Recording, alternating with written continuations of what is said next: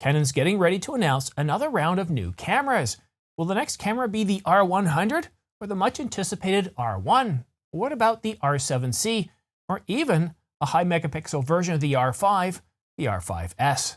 Details coming up, but first, I encourage you to subscribe and choose all notifications so you're kept informed of the latest camera gear, news, and rumors. Canon Rumors says that the Canon EOS R100 seems to be the camera most likely to be announced next from Canon. It will take the form factor of the EOS M lineup and sport the RF mount.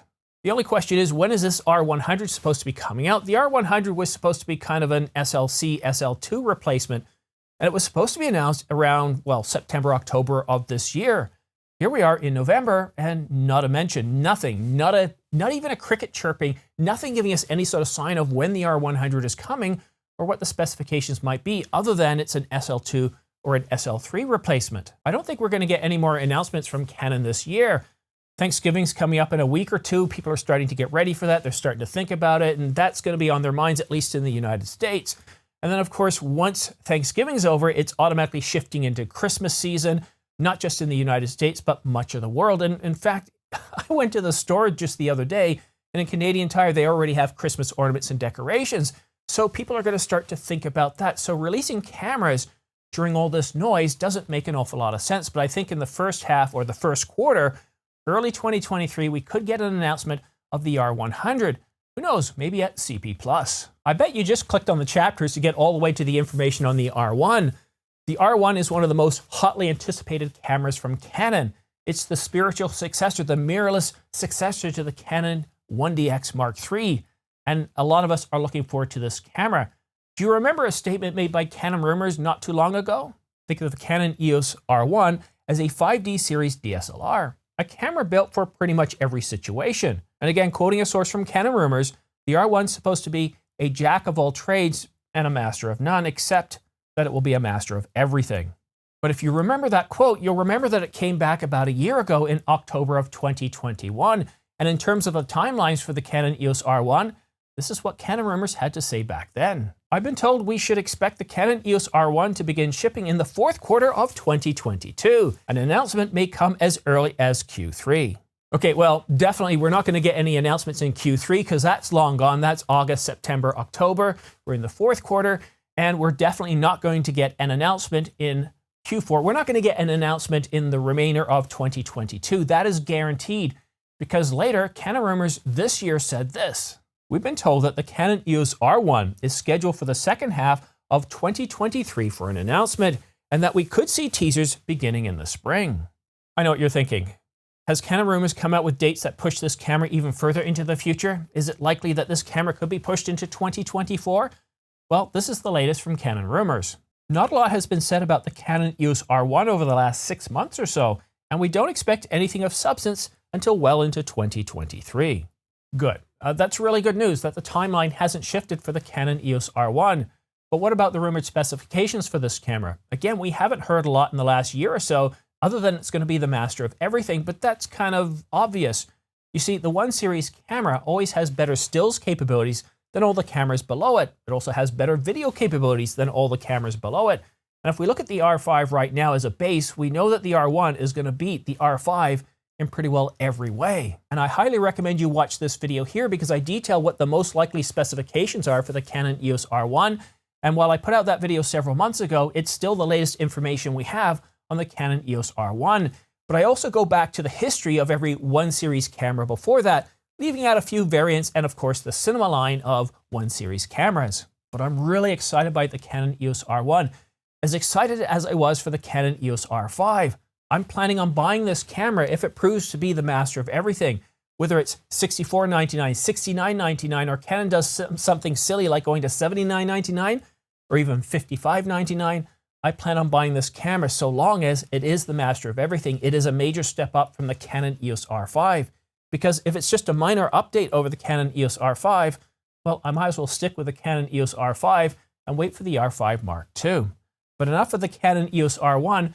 What about the R7c? You remember that camera?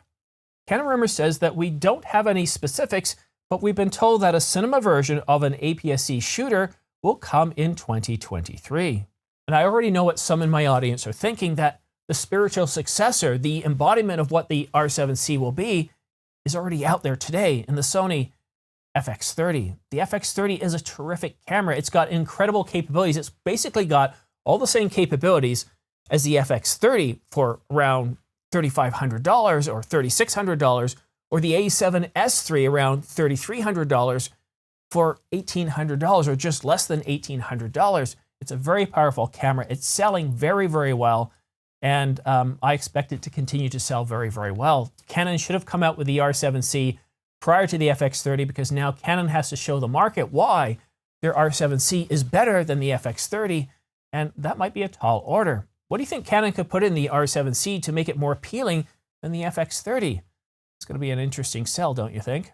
Oh, and when it comes to the Canon EOS R5c, a high megapixel version of the Canon EOS R5, this is what Canon had to say about that. The unicorn of the camera bodies, a high megapixel camera in the area of 100 megapixels, is highly sought after by many photographers. If this camera is coming, we'd expect it sometime in 2023. Oh boy, when you've got a rumor site saying if, that's not looking very good. So at this point, it's more or less just conjecture. We don't know if the R5C is a real camera at all. We do know from the previous 5D series that, yes, a high megapixel camera is something that makes sense in the lineup. But that really depends on what Canon does with the 1 series camera, and that's why I don't think we're going to hear anything about a high megapixel version of the R5, at least until we get the R1, and some are saying that this camera could go well in excess of 60 megapixels, including Canon rumors saying that it should be at least 60 megapixels. And then, of course, we've got people like Mark saying it could go up to 88 megapixels, giving us 12K video. Sounds pretty bold, doesn't it? All right, so what about RF lenses or RFS lenses? Well, Canon rumors about a year and a half ago came out with a roadmap saying these are all the lenses we can expect from Canon in the next year. And this has been one of the most accurate leaks. It's almost as though it's coming directly from Canon because, well, most of it's been correct, and what isn't correct is just stuff that we haven't had announced yet, or maybe they got the f-stop or the aperture range just a little bit wrong, but Canon rumors has been really accurate. So taking a look back to their previous predictions, these are the only lenses that we haven't had an announcement yet. The 2 tilt shifts, the Canon TSR, 14mm f4, 24mm f3.5, 2 wide zooms, the 10-24 f4 USM, the 18-45 f4 to 5.6 image stabilized STM, and of course the much anticipated Canon RF 35mm f1.2 and the Canon RF 50mm f4 image stabilized USM. Yeah, the most exciting lens there is the 35mm f1.2, and we all know this isn't going to be cheap. Just look at the recently announced Canon RF 135mm f1.8. That lens has been rumored since going back to 2019, so finally after about 3 years, we have the lens. And I think the 35mm f1.2 is the next highly desired lens, and I think there's a high chance we might get this in 2023. But if we do get it, I think it's going to be announced alongside the Canon EOS R1. So what about the Canon EOS RP successor and the camera that's supposed to sit between that and the Canon EOS R6 Mark II? Well, this is what Canon had to say about that several months ago. Well, this is what Canon had to say about those 2 cameras several months ago.